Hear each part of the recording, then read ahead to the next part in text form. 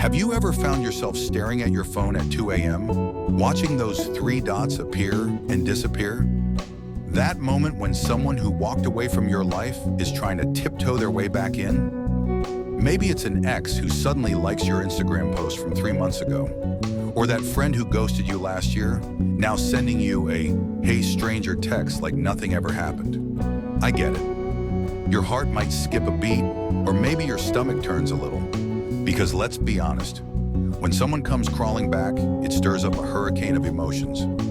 But here's what nobody's talking about. This situation says more about human psychology than it does about you or them.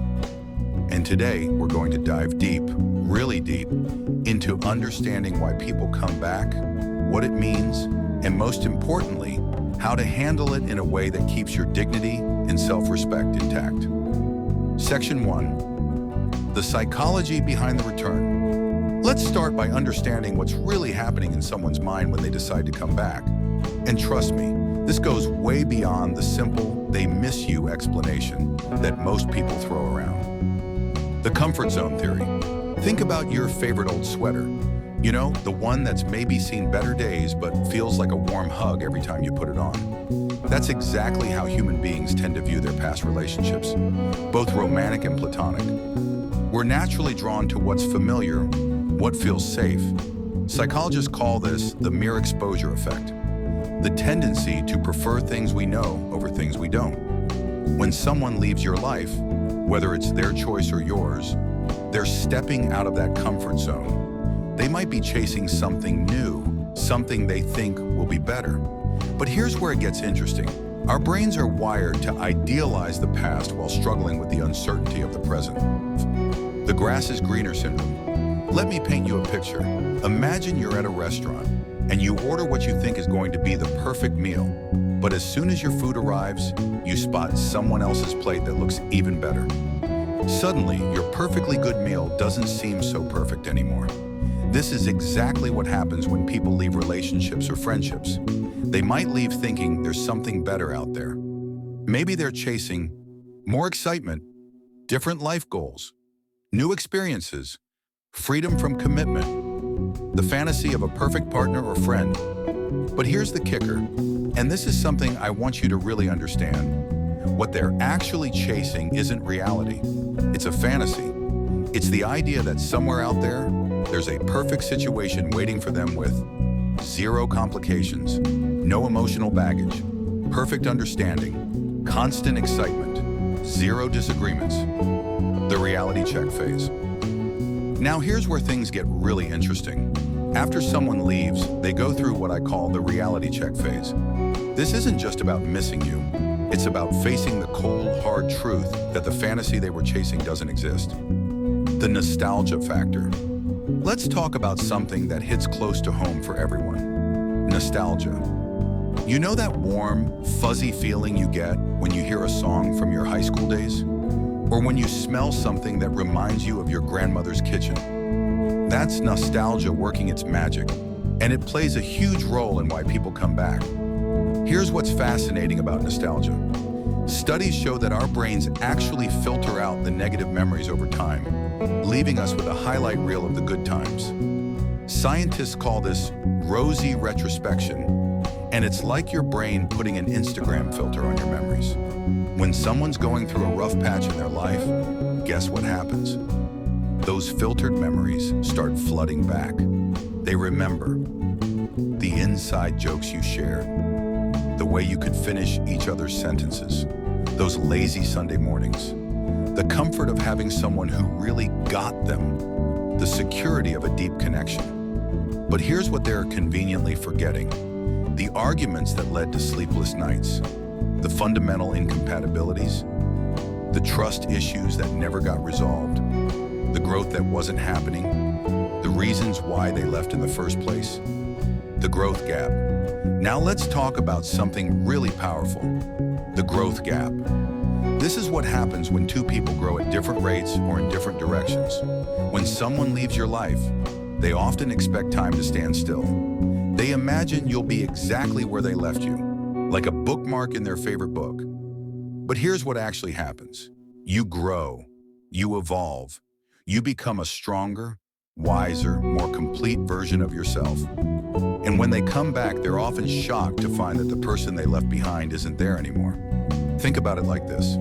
Imagine you're both plants in a garden. When they left, maybe you were both small saplings. But while they were gone, you put down deeper roots. You weathered storms that made you stronger. You grew new branches of interests and passions. You bloomed in ways they never expected. You created your own ecosystem of support and growth. Advanced psychology concepts. Let's dive into some fascinating psychological concepts that explain why people return to past relationships and connections. Understanding these can be your superpower in handling any situation where someone tries to come back into your life. The intermittent reinforcement effect. Imagine you're playing a slot machine. You don't win every time. In fact, you win rarely. But it's those unpredictable wins that keep you pulling the lever. This same psychological principle applies to relationships where someone comes and goes from your life.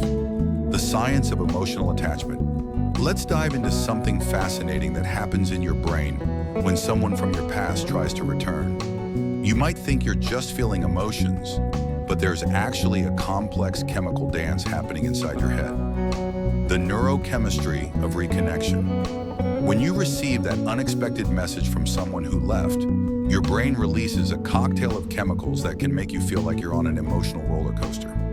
Let's break this down. First, there's dopamine, the same neurotransmitter that makes social media so addictive. Just seeing their name pop up on your phone triggers a dopamine hit. It's like your brain saying, "Ooh, potential reward." This is why you might find yourself checking your phone more often after they reach out, hoping for another message. But that's just the beginning. Your brain also releases norepinephrine, which increases your alertness and can make your heart race. Serotonin levels fluctuate, affecting your mood and decision-making abilities. Oxytocin, often called the bonding hormone, which can make you remember the connection you once shared. Understanding this neurochemistry is crucial because it helps you recognize that what you're feeling isn't just emotions, it's also biology. And here's the empowering part. Once you understand these reactions, you can start to manage them more effectively. The attachment theory deep dive. Now let's explore something that fundamentally shapes how we handle people returning to our lives. Attachment theory. You've probably heard of attachment styles before, but understanding them in the context of someone coming back is like having a secret decoder ring for human behavior. The relationship ecology. Think of your life as a garden. Each relationship is like a different type of plant. Some are sturdy trees that provide shelter and support. Others are beautiful but delicate flowers that require careful tending. And then there are those that turn out to be weeds.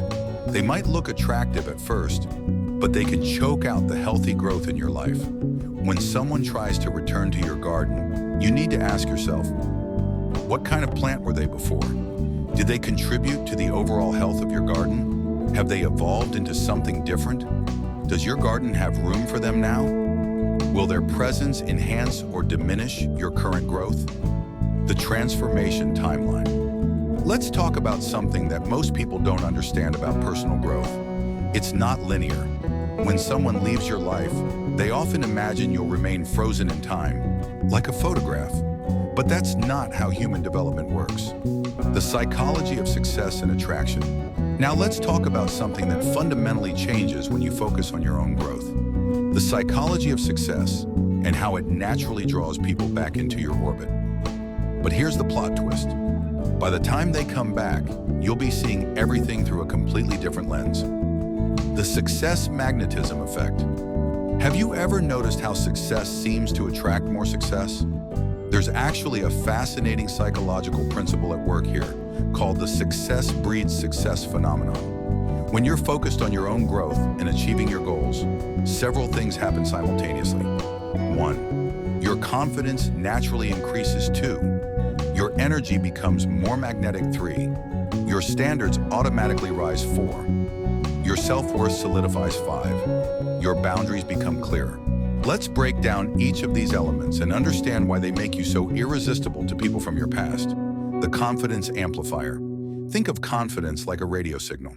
When you're operating from a place of authentic self-growth, You're broadcasting on a frequency that people can't help but notice. This isn't about arrogance or showing off.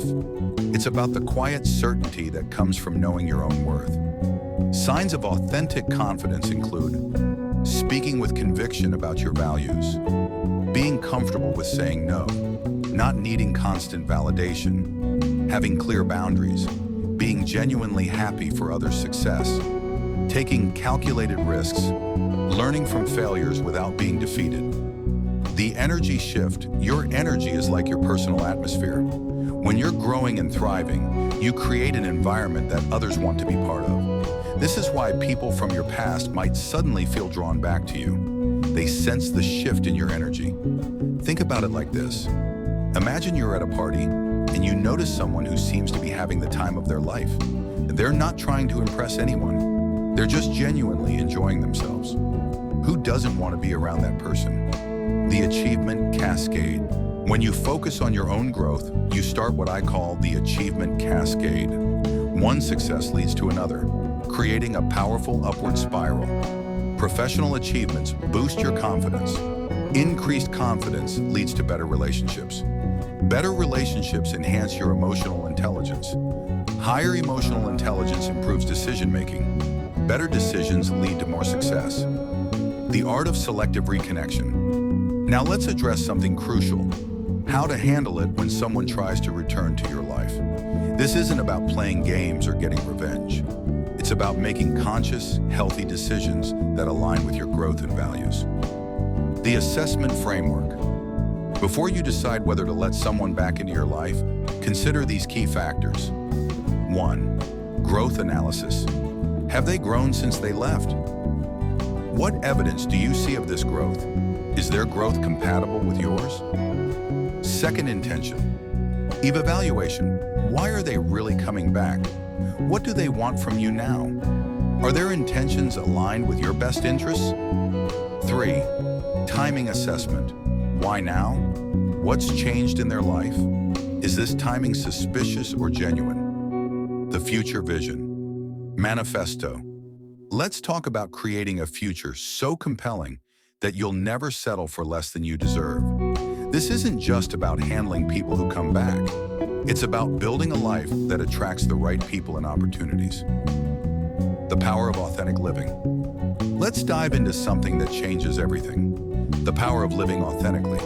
When someone walks away and then tries to come back, they often return to find a person who's no longer waiting in the shadows of their departure. The authenticity revolution. Living authentically isn't just a buzzword. It's a complete transformation in how you show up in the world. Think about it like this. When someone left, they knew a version of you. Maybe it was the people pleaser who always said yes, the person who dimmed their light to make others comfortable, someone who compromised their dreams for others, an individual who hadn't yet found their voice. But authentic living changes all of that. Let's break down what this really means. The truth about self-discovery. When someone exits your life, they create a space. Most people focus on the emptiness of that space. But here's what's fascinating. It's actually fertile ground for self-discovery. In this space, you have the opportunity to 1. Rediscover your core values. What truly matters to you? What principles do you refuse to compromise on? What dreams did you put on hold? What boundaries did you let slide?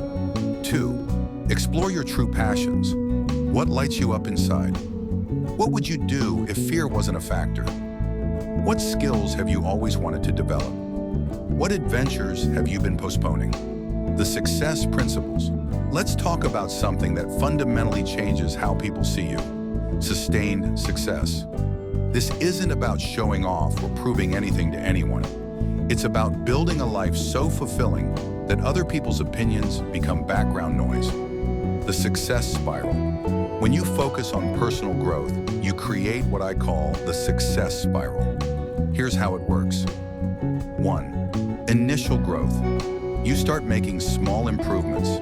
You begin challenging old beliefs. You take calculated risks. You learn from setbacks too. Momentum building. Small wins compound. Confidence grows naturally. New opportunities appear. Support systems strengthen the communication. Masterclass now. Let's master something that will serve you in every area of life. Strategic communication. When someone returns, how you communicate sets the tone for everything that follows. The power of purposeful communication.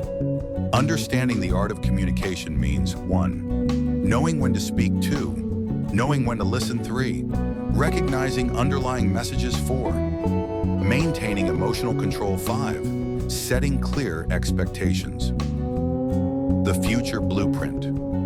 Let's create something powerful. A vision for your future that's so compelling, you'll never settle for less.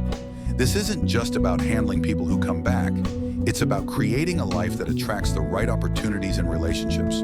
The vision architecture creating your future involves 1. Clear goal setting, short-term milestones, long-term vision, action steps, progress metrics.